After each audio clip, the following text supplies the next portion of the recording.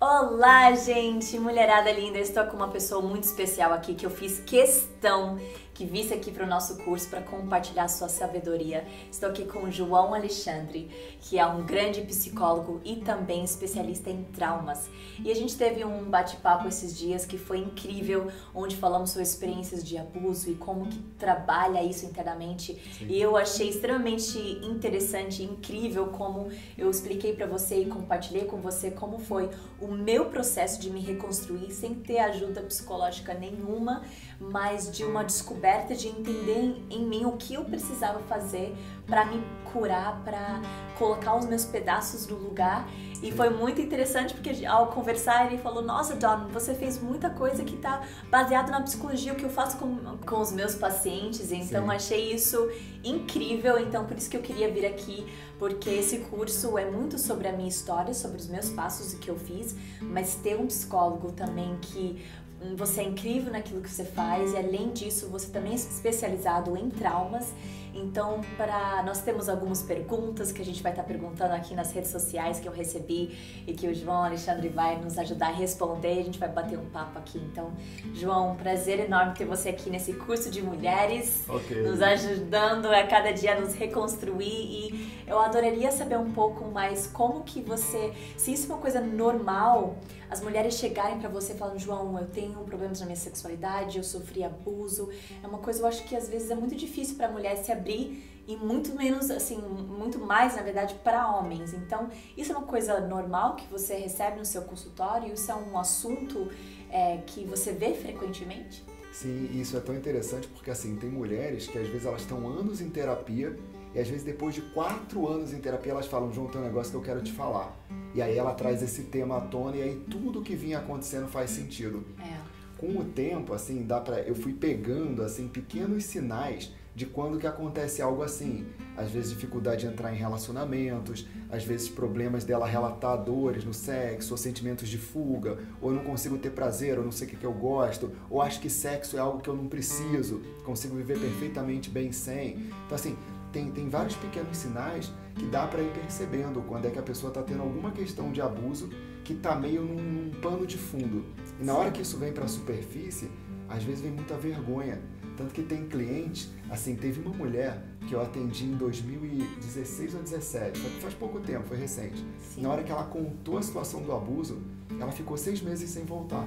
Oh, uau! E aí eu mandava mensagem, ela respondia: João, eu vou voltar daqui a tanto tempo. Aí não voltava: mês que vem eu te procuro, eu tô viajando. Depois que ela voltou, ela falou: não tava fazendo nada daquilo. Eu não conseguia voltar a te olhar. Uau, a vergonha, né? A vergonha. E eu acho que a gente, às vezes, assim, por mim, o fato de falar, pra mim foi um esforço tão gigante, mas quando você faz isso, eu vi no meu processo que já foi 50% do processo de me curar, de ressignificar aquilo, o fato de tirar de dentro da gente, né? É impressionante. Sim. Isso, mas o quanto isso gera a vergonha, o quanto isso gera o que a pessoa vai pensar de mim, é muito complicado isso, né? E é legal, isso que você falou de chegar e se expor, no momento em que a gente se expõe, a transformação acontece porque você se escuta.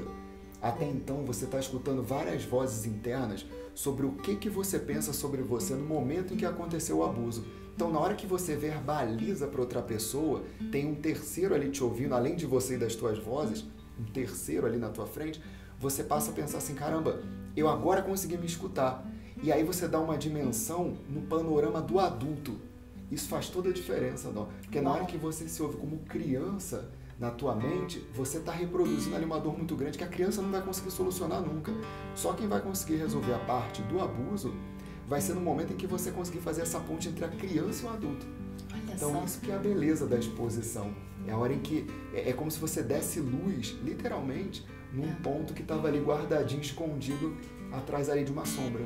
Sim, e isso é muito incrível, muito interessante, porque eu falo no meu curso, né, a importância da mulher que deseja sair, que deseja ser livre. Eu acho que dentro de mim sempre tinha: eu quero viver a etapa do adulto e da mulher, mas eu estava presa na etapa da criança. Então, por mais que o meu corpo e o tempo passou, eu era uma mulher, mas a minha sexualidade estava completamente infantilizada, eu estava completamente presa com os traumas da minha infância.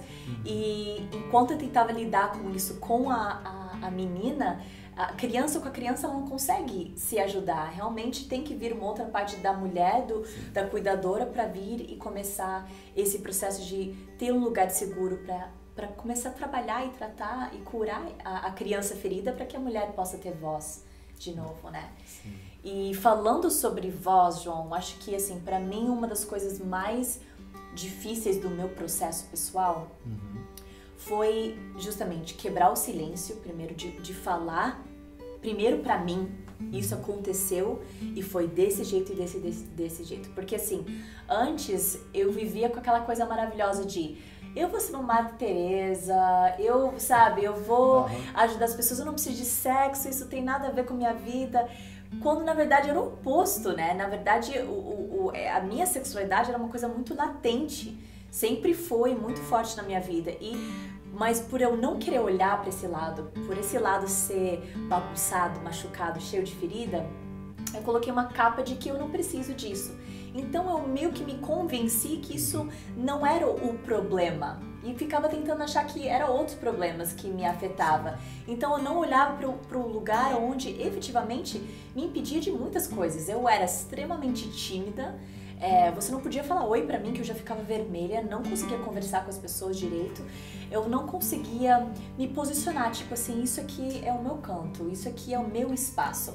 Eu sempre era eu sempre era um invisível, eu entrava nos lugares e eu parecia que eu sempre era invisível. Eu não sabia que eu dominava um espaço e que esse espaço era meu e que eu sentia bem nesse espaço, sempre tinha que ser o invisível dentro dos lugares, das pessoas. Eu acho que foi muito interessante no meu processo. Eu queria viver uma coisa de eu não quero olhar para esse lado, e isso é um hábito porque ninguém vai me questionar, mas muitas vezes a gente tem que olhar para as partes mais desconfortáveis na gente e entender que assim, pra mim, a minha vida sexual tá totalmente machucada, ela influenciava em todas as áreas da minha vida.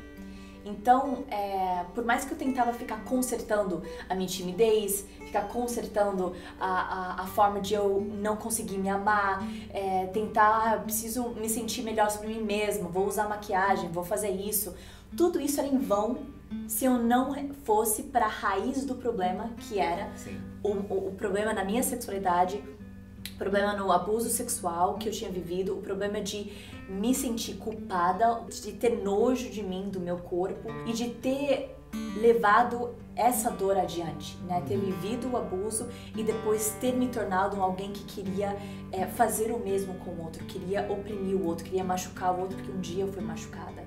Então, o que você acha e pensa sobre exatamente esse assunto das pessoas tentarem tratar e ir para o consultório para lidar com 1001 coisas, para não ter que lidar com a coisa que verdadeiramente é algo que, se você destranca e trabalhar isso, ele cura todos os outros efeitos que você vem trabalhar e falar.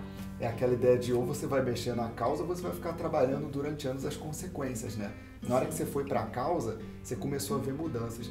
Para tu ter uma ideia, Dó, é muito comum assim, as pessoas quando vêm pedir ajuda, tem dois temas que as pessoas têm muita dificuldade de falar.